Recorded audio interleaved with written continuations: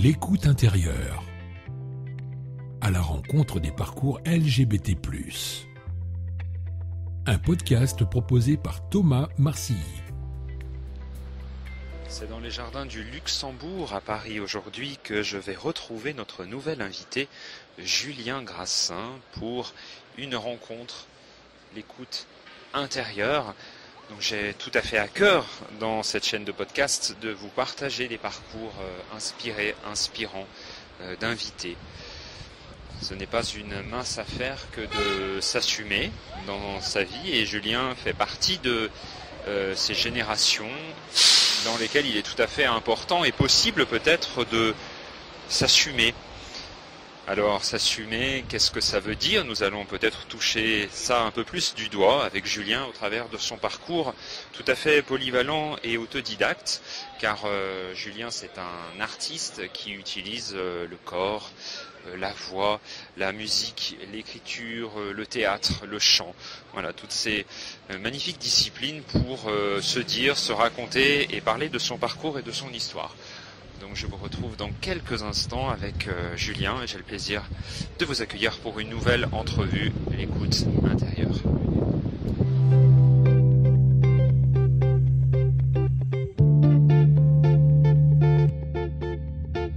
Alors je suis très heureux d'être là avec toi, ici dans ce bel endroit, dans le jardin du Luxembourg.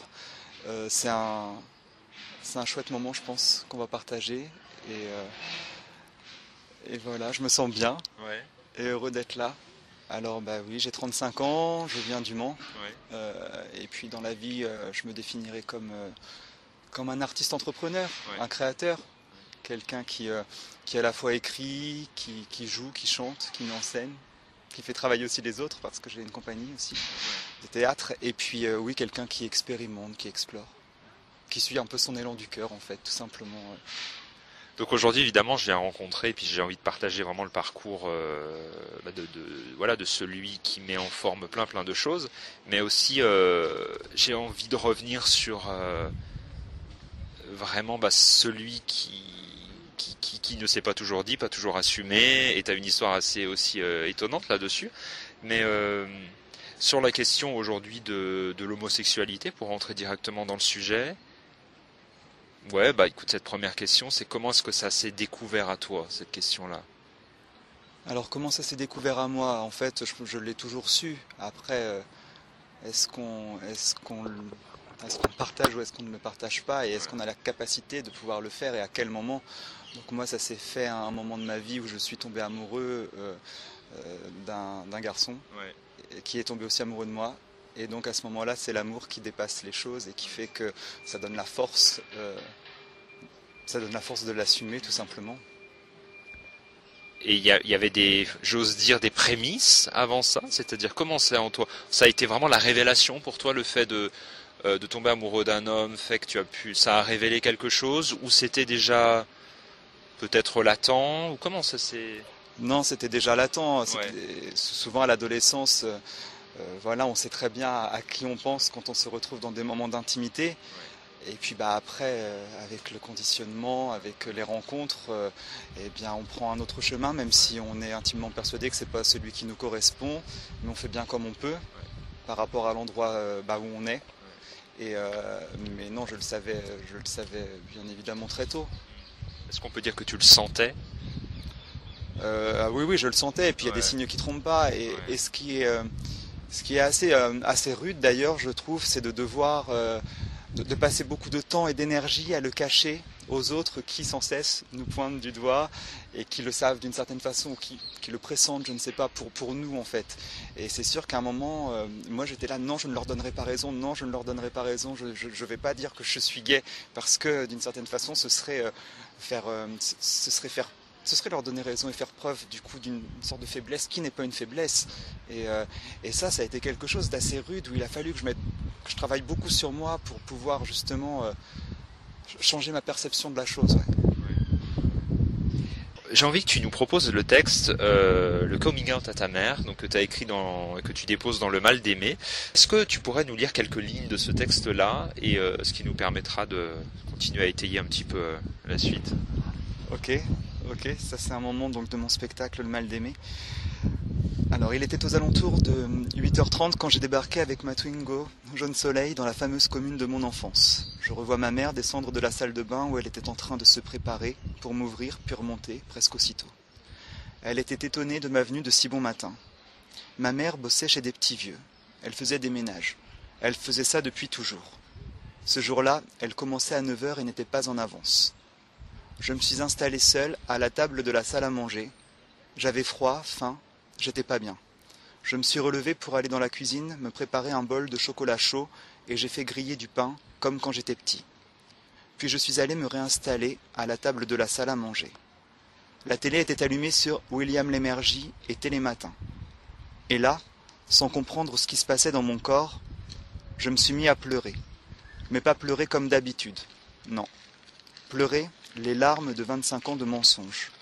Comme si j'avais besoin de me vider de toute cette eau polluée qu'il y avait en moi. Cette eau qui me rendait gris et malade.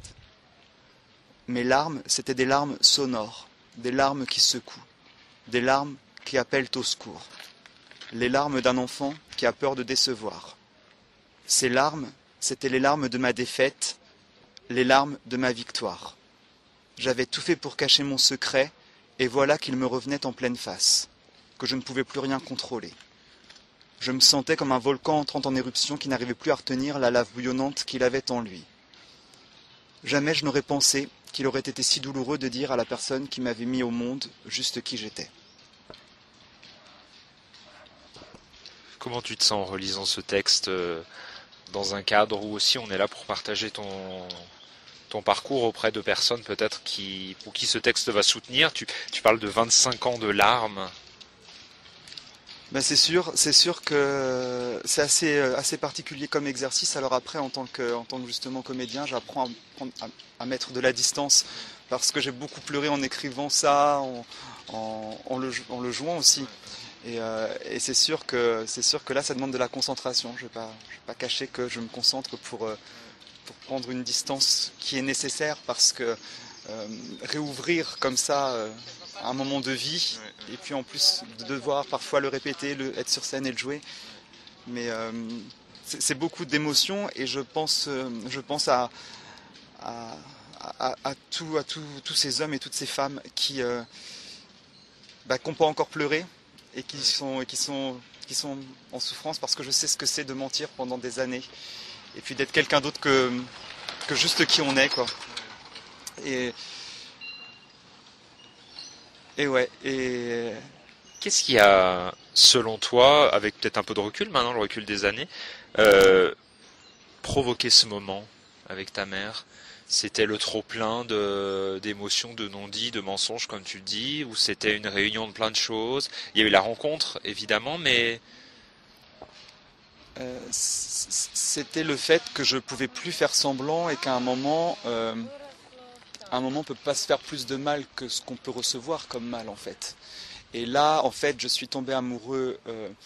Cette première histoire d'amour homosexuel où je suis tombé amoureux, non seulement il fallait cacher, il y avait ce secret de l'homosexualité, mais aussi le secret du fait que ce soit une histoire d'amour illégale, vu que j'étais surveillant dans un lycée et qu'il était mon élève, et que c'était de gros risques c'était de gros risques parce que bien évidemment il y a une loi, et puis la loi elle est faite pour être respectée, et puis c'est parfait comme ça, sauf que nos élans du cœur, parfois on les commande pas. Moi je pensais jamais dire ça, mais quand ça t'arrive, tu te retrouves vraiment pas bien et tu te dis mais waouh, là être homo, je l'ai pas choisi.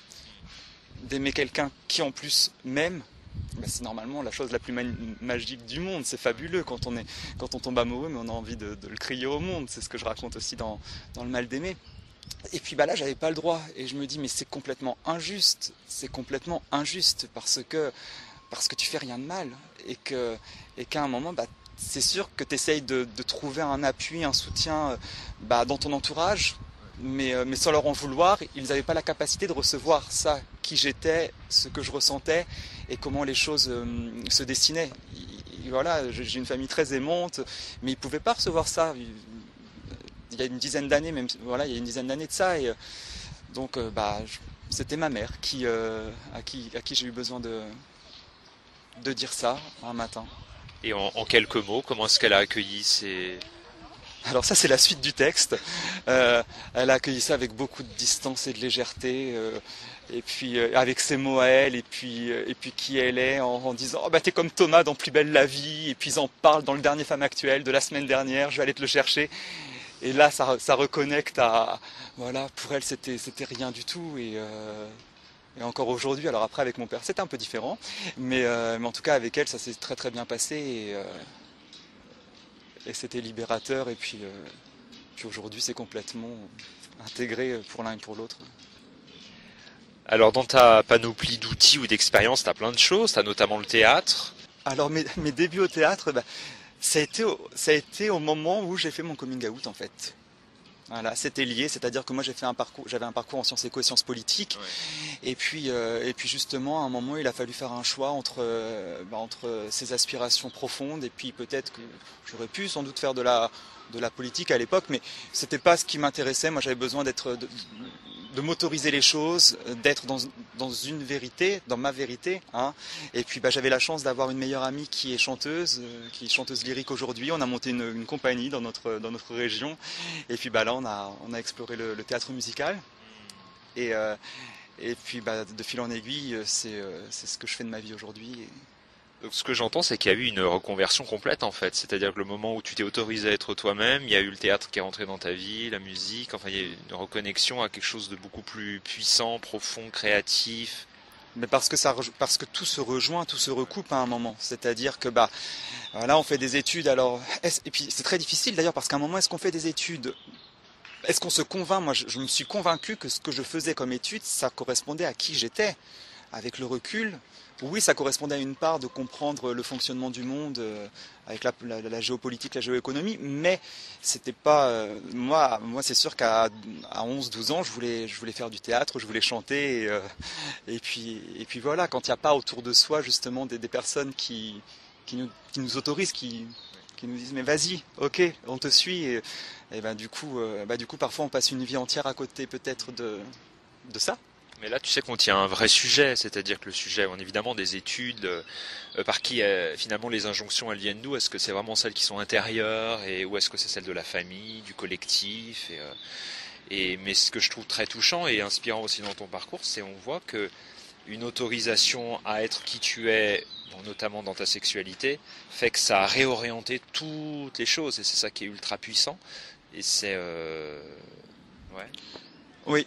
Alors après, ce qui se passe, c'est que ça s'est pas fait sans douleur, sans souffrance, sans se laisser tomber. Il y a un truc dont j'ai jamais parlé, c'est le fait qu'à un moment, j'avais tellement plus envie, je comprenais tellement plus ce qui se passait, que du coup, j'ai demandé à me faire interner dans un service psychiatrique. Ça a duré quelques jours. C'était l'été de mes 25 ans, ça. C'était ça, j'en ai jamais parlé publiquement, et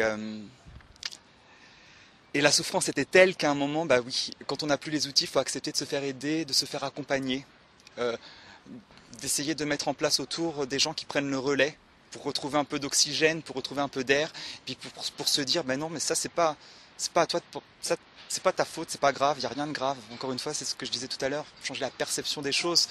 Et ce moment-là, pour moi, était vraiment cet été de mes 25 ans, là où je disais toujours, j'étais là, je suis pas malade, je suis profondément malheureux. Je suis profondément malheureux. Pourquoi ? Parce qu'autour, il n'y a pas les gens, il n'y a pas les personnes qui peuvent m'aider à me réaliser pleinement et à devenir juste qui je suis. Et ça, sur le moment, qu'est-ce qu'on fait ? On peut tomber dans l'alcool, dans les drogues. Moi, c'était pas ça à l'époque, mais du coup, voilà, j'étais tellement malheureux qu'il a fallu que je passe par ces 4-5 jours pour prendre conscience que plus jamais ça, que plus jamais que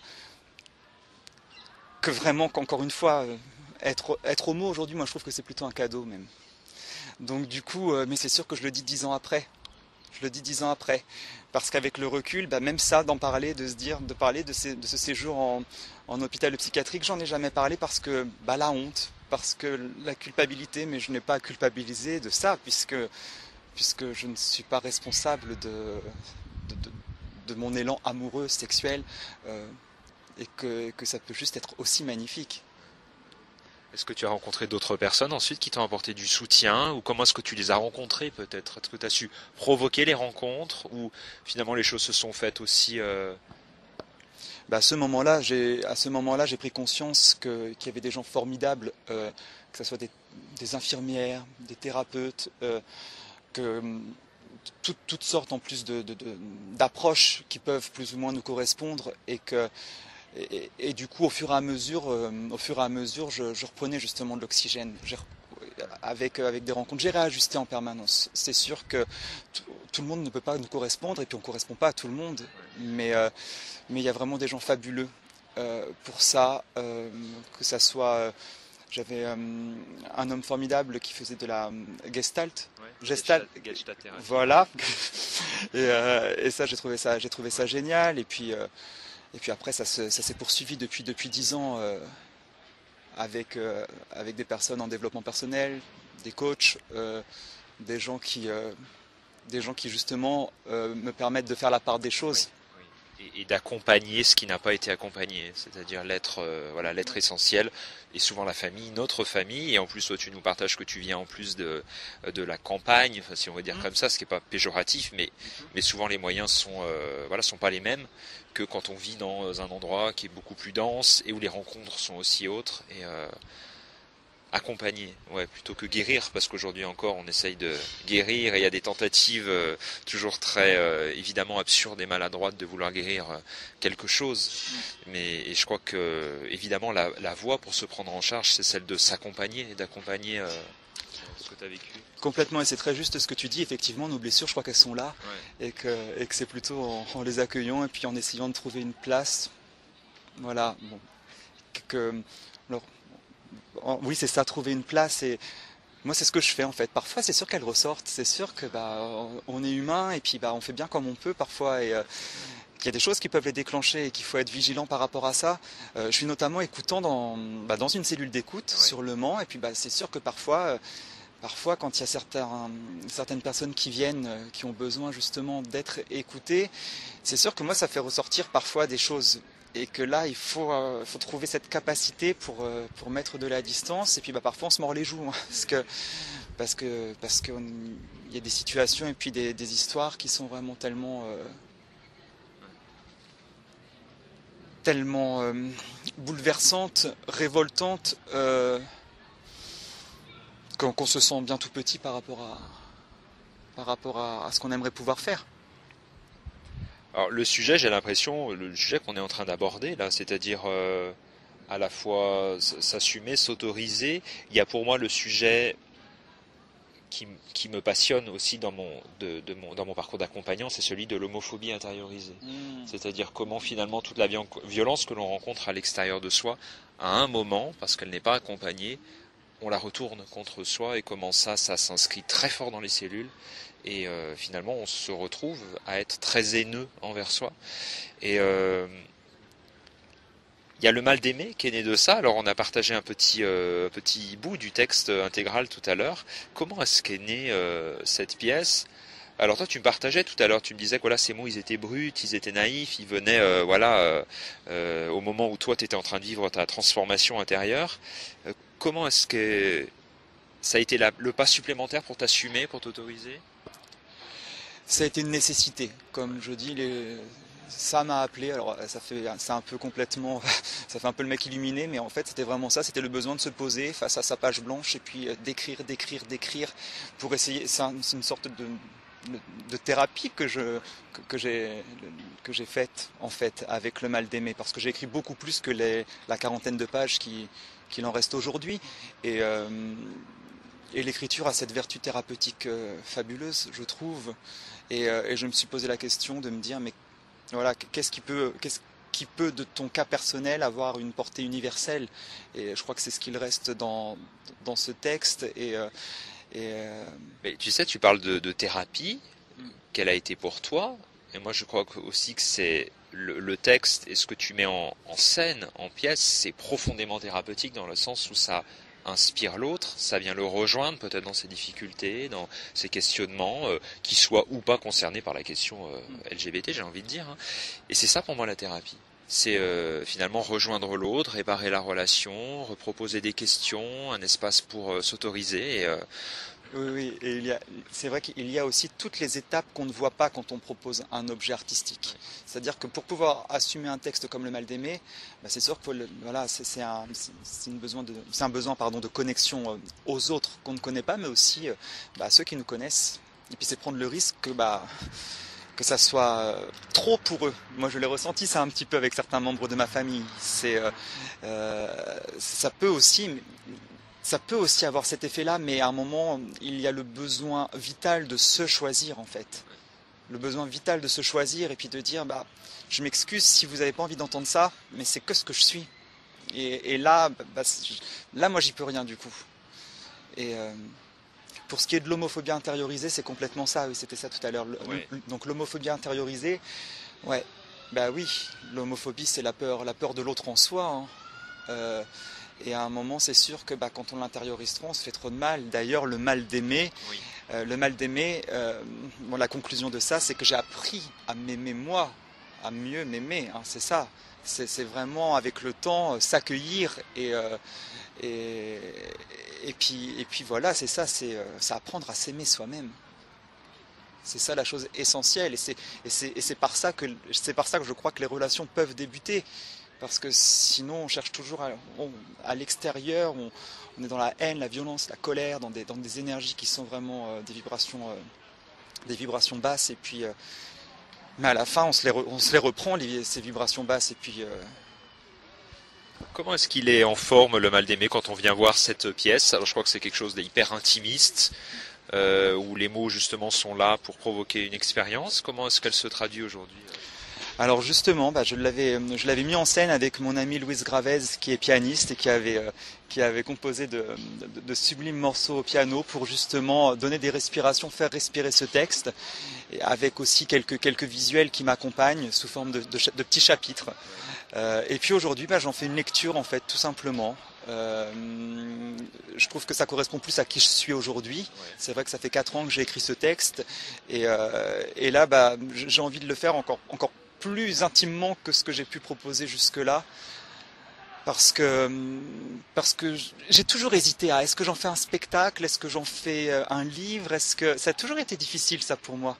Sur scène d'ailleurs, est-ce que c'est l'auteur, est-ce que c'est l'acteur, est-ce que ça a toujours été très difficile ce positionnement en fait, parce que bien souvent aussi on prend des pseudos, bien souvent on dit qu'on a écrit un truc sur quelque chose en mettant de la distance, et puis c'est sûr qu'aujourd'hui j'ai plus envie de ça. À 35 ans là, j'ai envie de m'autoriser tout simplement cette histoire-là. Et puis il y a dans Le Mal d'aimer cette histoire d'amour avec Illégal, et c'est difficile quand même de parler d'une histoire d'amour homosexuelle.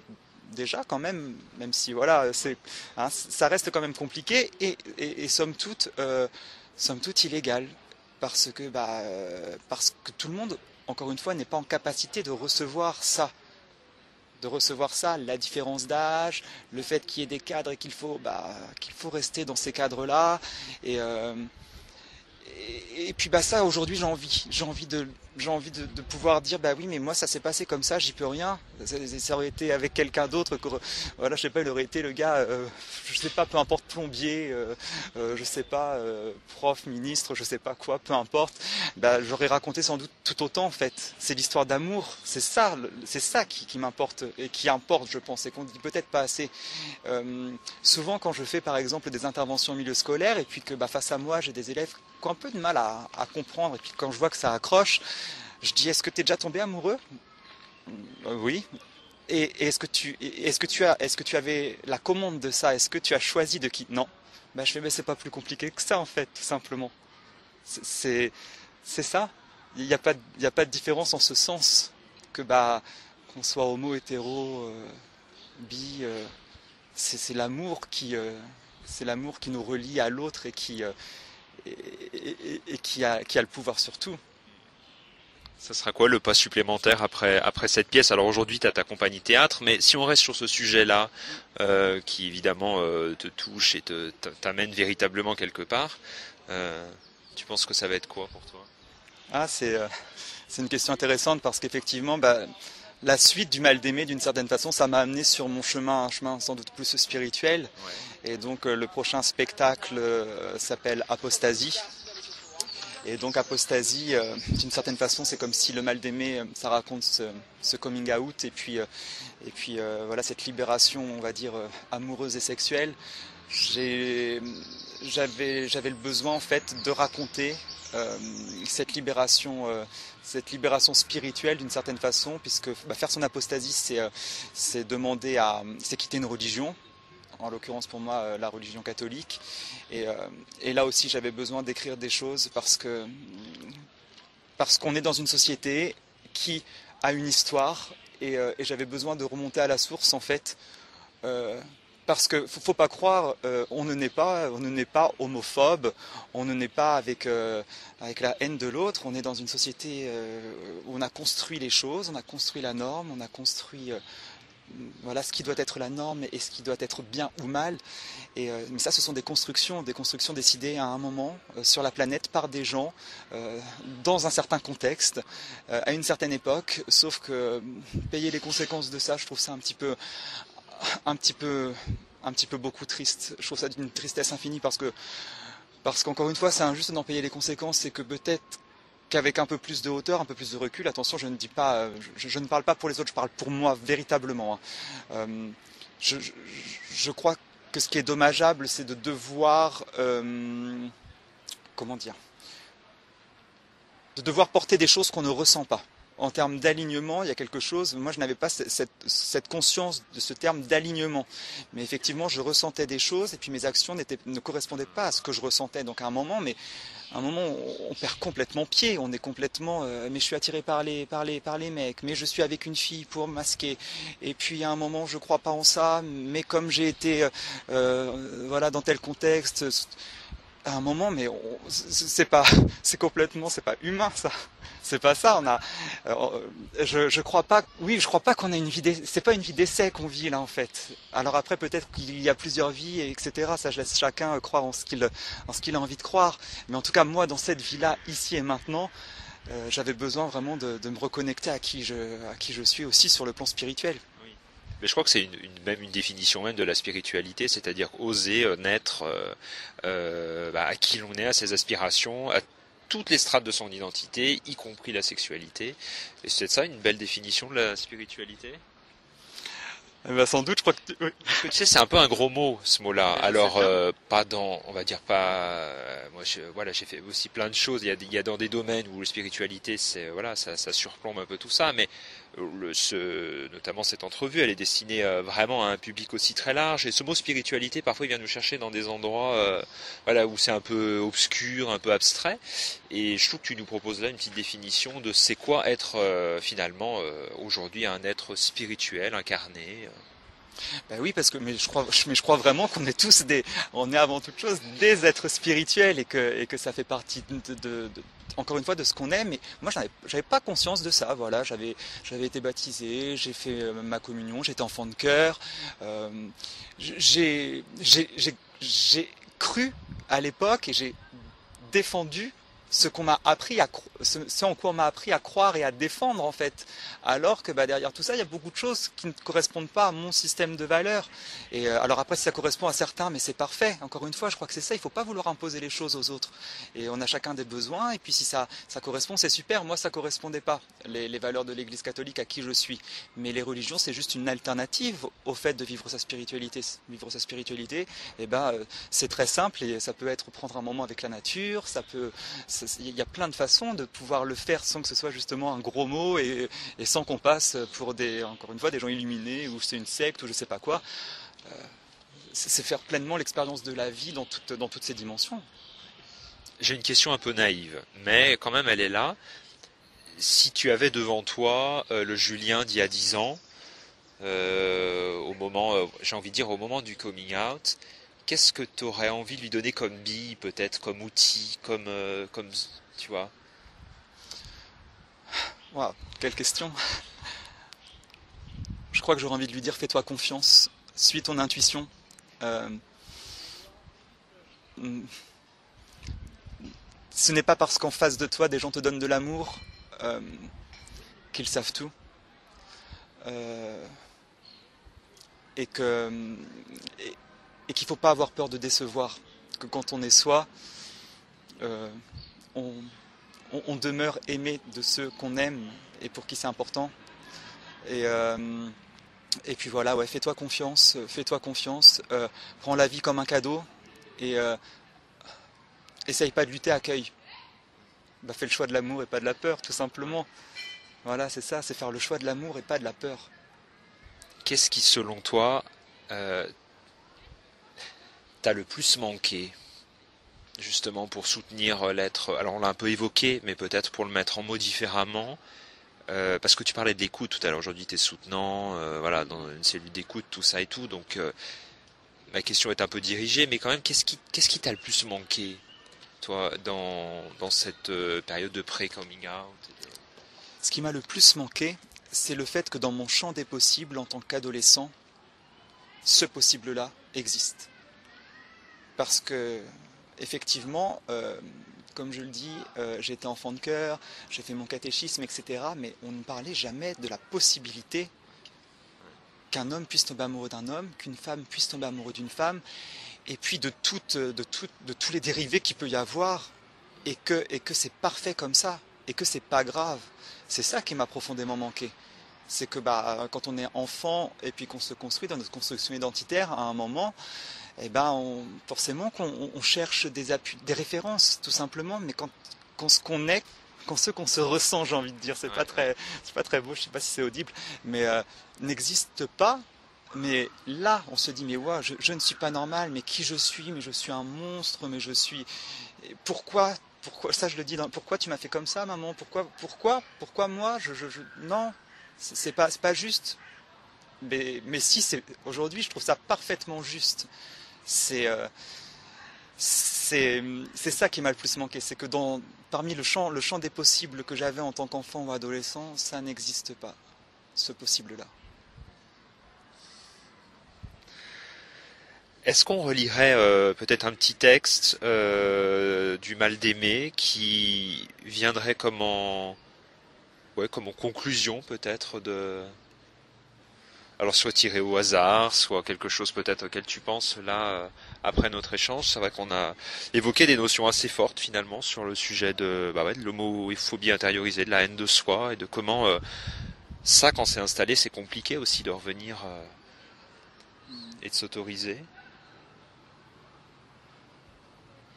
Alors là, les chers auditeurs, vraiment, vous devriez voir le décor dans lequel on est, le jardin du Luxembourg. On a un magnifique champ de pâquerettes devant nous. Il fait un petit peu frais, mais on est bien. Plein de marronniers autour de nous. Et puis Julien nous fait le cadeau vraiment de nous avoir apporté le texte intégral de sa pièce. Le chant, on n'en a pas parlé. C'est aussi passé par l'expérience du chant aussi, je crois. Hein. Oui, le chant, c'est quelque chose, je pense qu'on devrait tous s'autoriser si on en a envie, peu importe son niveau, peu importe de nos aptitudes, mais c'est vraiment très libérateur le chant, c'est quelque chose qui est la voix, là aussi, de faire l'expérience de sa voix et puis d'aller l'explorer dans toutes ses couleurs. Ça c'est quelque chose qui en ce moment me manque, c'est sûr, il faut faire des choix, mais moi j'écris des chansons, j'ai toujours aimé. Voilà, faut pas penser que voilà, quand on chante, on veut forcément une carrière ou alors ça s'il y en a qui veulent, c'est super, mais en tout cas, je pense que faire l'expérience du chant et de se l'autoriser si on en a l'envie, le besoin, ça je le conseille à tous. Ouais. Putain, je me suis senti vivant, là je vois c'est la première phrase du prologue, c'est ça la sensation? C'est ça peut être ça, oui. Ouais. Cette phrase, elle te parle comment aujourd'hui? Putain, je me suis senti vivant.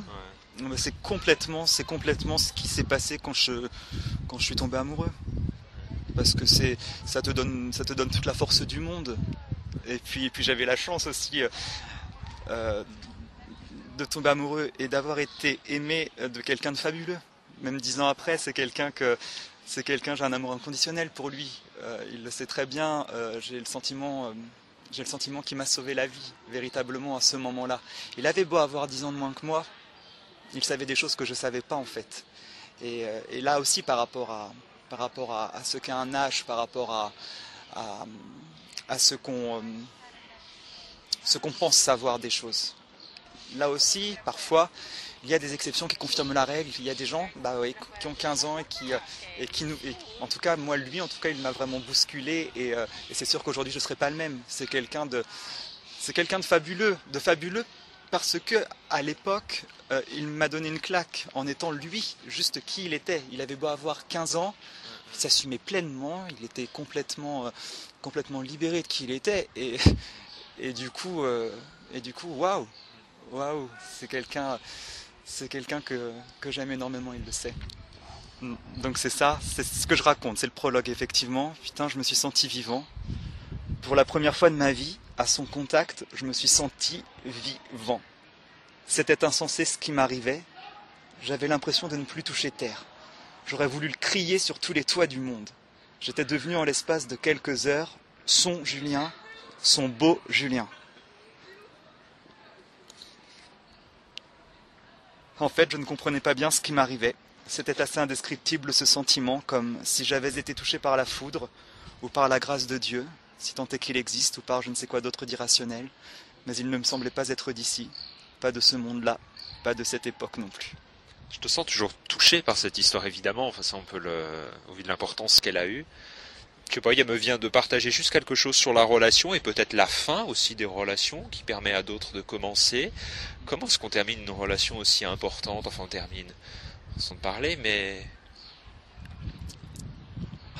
Avec beaucoup d'amour, justement. Avec beaucoup d'amour, beaucoup d'intelligence, je crois, de part et d'autre. Oui, je crois que l'amour, véritablement, c'est ça. L'amour, c'est quelque chose qui libère, qui élève. On dit d'ailleurs tomber amoureux. Mais moi, ça, je crois que j'ai plus envie de tomber. J'ai envie de m'élever amoureux. Je crois que c'est... Et je crois que, justement, quand on quitte quelqu'un pour qui on a encore beaucoup d'amour, mais quand on a la chance de comprendre que on ne peut pas s'apporter ce qu'il y a de meilleur parce qu'on correspond plus aux besoins, on n'a plus la capacité de répondre aux besoins de l'un et de l'autre. Eh bien, je crois que tout simplement, voilà, il faut faire plutôt que le choix d'une haine, de détester l'autre et puis de tomber dans des choses un peu comment dire, un peu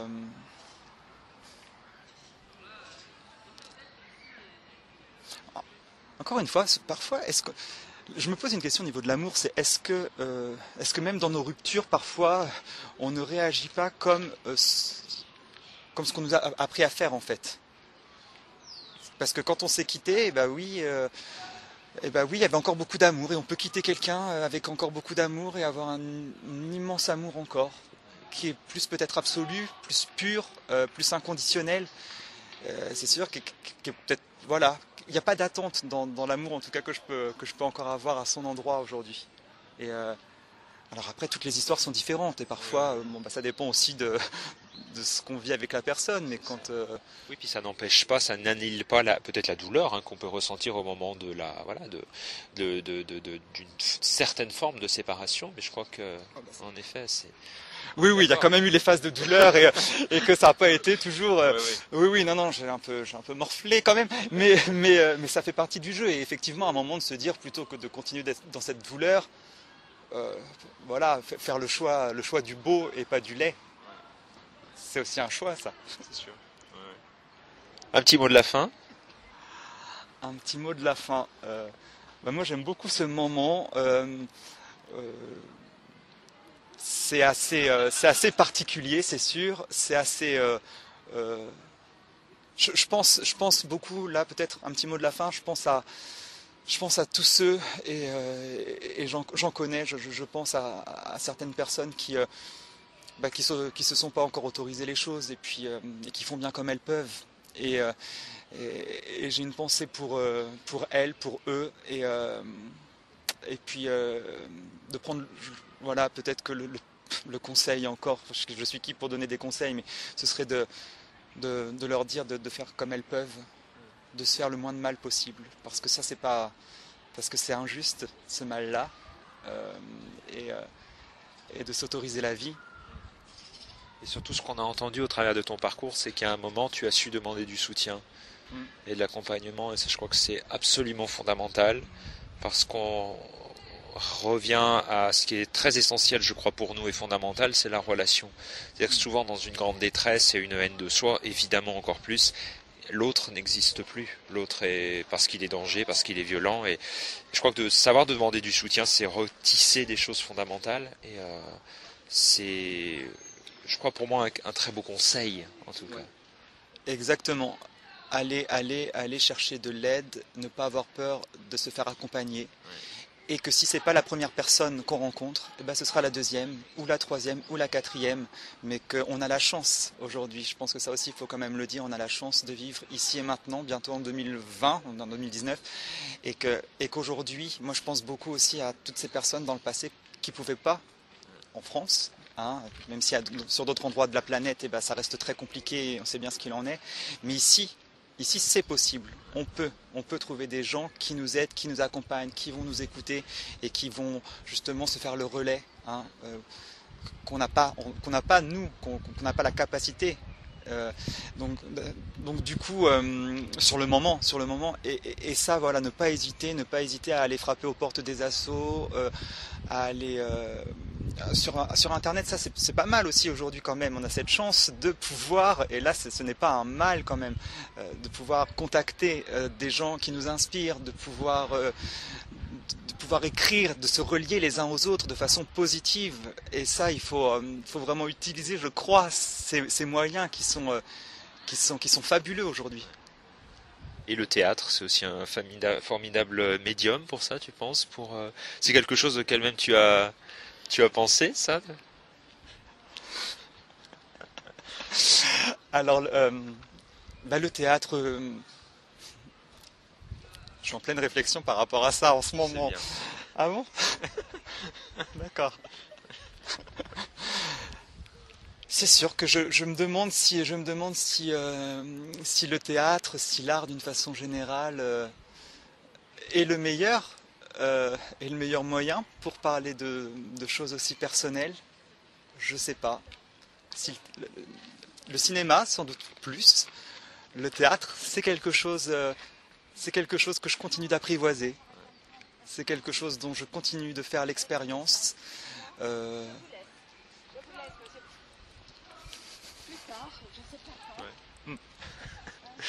Merci Julien. Merci à toi Thomas pour ce moment. Merci beaucoup. D'autres podcasts sont à découvrir sur soundcloud.com/l'écoute intérieure.